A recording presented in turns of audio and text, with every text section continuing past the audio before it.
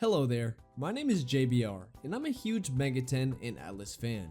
For a long time, the Shin Megami Tensei series was seen as a niche, small fan base until the critical success of Persona 5. With Persona's success, many people such as myself learned about the Megaten series and dived headfirst into a wonderful series of brilliant JRPGs. Just how I was curious to start playing SMT after playing Persona 5, many others are hoping to hop into this series with the long-awaited release of Shin Megami Tensei V for the Nintendo Switch. This video today is meant to be a beginner's guide to help the many players about to step into their first SMT game, and help people who are on the fence about whether they should buy SMT 5 or not. And for SMT veterans, this video will go over some slight changes from the previous entries that you should be expecting in Shin Megami Tensei V. Before we start this guide, I am assuming you've played at least one RPG in your life, whether that's Persona, Pokemon, Dragon Quest, etc.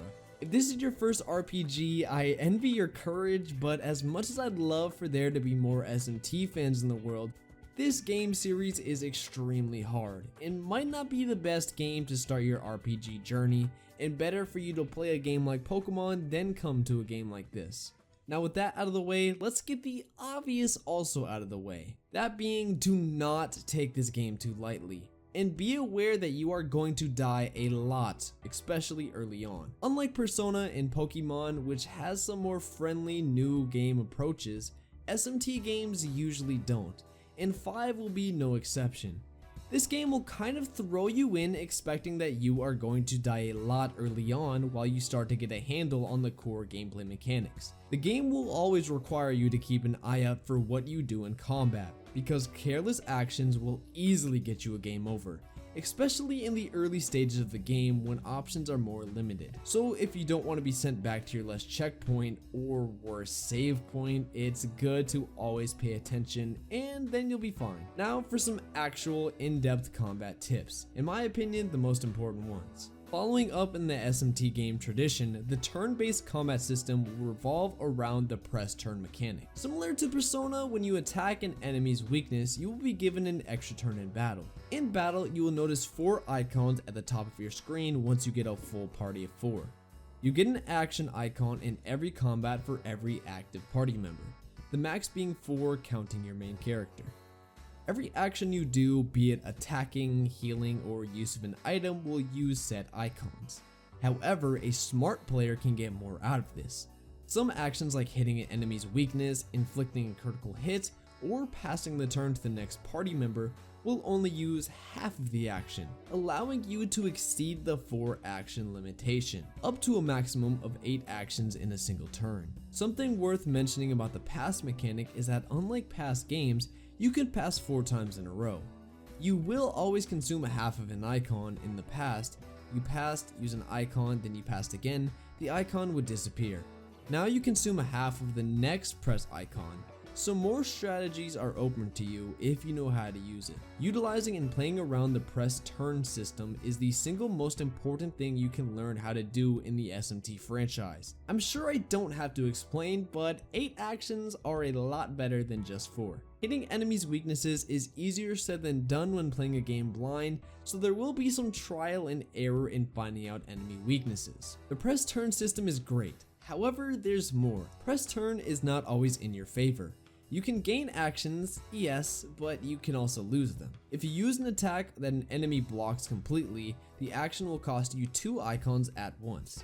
And if the opponent drains or repels that element, you will lose all icons left, passing the turn straight to your opponent. So having a balanced party with lots of offensive coverages, healing items, buffs and debuffs is more important than ever. Oh, and don't think you're the only one who can use the press turn system. If an enemy hits one of your weaknesses, they will also gain another turn, for example. This is why we said you need to always be aware of what you're doing in combat. A random Goomba tier enemy can destroy you if you take it too lightly. Previously we mentioned your party, and SMT is a little unconventional. You'll have a party of 4 during combat, and you'll have the ability of recruiting demons to your side, but only the MC will be able to do so. Demons kind of canon, but they require a specific kind of skills, so it's unreliable. If you've played only Persona 5, you'll find that recruiting works differently. Demons will ask you questions sometimes, but mostly they will ask you for items and money. Be careful though, complying with their requests may not always work. Demons can trick you and leave you after giving them stuff, so make sure you only part with what you will not completely regret potentially losing.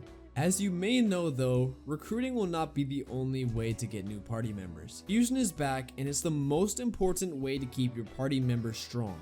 Unlike Pokemon, where your party levels up and gets stronger over time, in SMT you must get rid of your old demons to keep getting stronger. If you get too attached to your demons, you will just end up having a much harder time in combat. Why, you ask? Well, your demons do not get much stronger as they level up, and as a result of fusing, you can get new allies with stronger stats and skills. Now, it's not a bad idea to keep your demons to level up since they can learn more skills, and once they've learned their final skill, they can pass one to the main character, making your main character your most versatile character in terms of movesets. So TLDR, not fusing makes a good challenge run idea, but is not recommended for a blind playthrough, and definitely not recommended for your first time playing Shin Megami Tensei. As a final combat tip, I heavily suggest you get used to managing your MP properly. Unlike what happened in Persona and even SMT Nocturne, the newly released 5 will not be using HP as a cost for physical damage skills. All moves besides your attack will have an MP cost. You may want to avoid using all MP in a single random encounter or as little as possible, as recovering them requires items that may be rare to get or quite expensive. Moving on for some non-combat tips. Assuming things have not changed from the past, Shin Megami Tensei games have one flaw. They do not give lots of directions, if at all, unless you pay attention to the plot, and even then it's mostly implied. However, this game structure is used to promote self-exploring, so make sure you look around well and you will be rewarded. Finally, this game, like all mainline Shin Megami Tensei, will have multiple endings. It will be unlocked by progressing in the story and making specific dialogue choices. For a first run, I highly suggest choosing the answers you just like and go with the flow. It is really fun to find out what route you will accidentally stumble upon. Endings in SMT are neither completely good nor completely bad, and focusing more on a moral gray.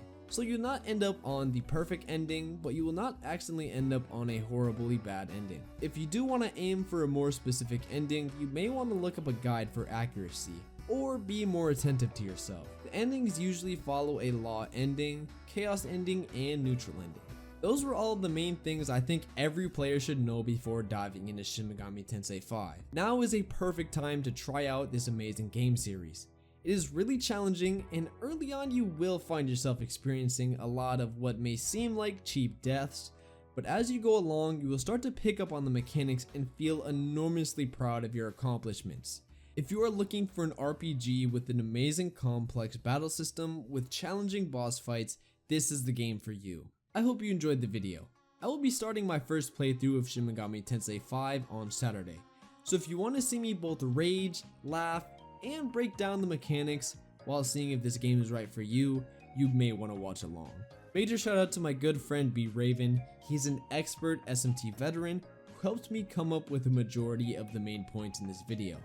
If you want to see some great SMT 5 and previous SMT game challenge runs, you will love his channel, so go check him out, linked in the description.